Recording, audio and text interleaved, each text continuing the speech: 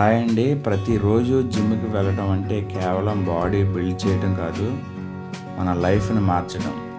రోజు వర్కౌట్ చేస్తే మన శరీరం స్ట్రాంగ్ అవుతుంది, మజిల్స్ గ్రోత్ అవుతాయి, ఫాస్ట్గా ఫ్యాట్ తగ్గుతుంది. కానీ అసలు మార్పు మన మైండ్లో జరుగుతుంది. స్ట్రెస్ తగ్గుతుంది, కాన్ఫిడెన్స్ పెంచుతుంది, ఎనర్జీ ఫుల్ డే ఉంటుంది. జిమ్కి వెళ్ళే డిసిప్లిన్ మన జీవితంలో కూడా డిసిప్లిన్ తీసుకొస్తుంది. రోజు 1 గంట పెట్టండి, మీ హెల్త్కి బెస్ట్ ఇన్వెస్ట్మెంట్.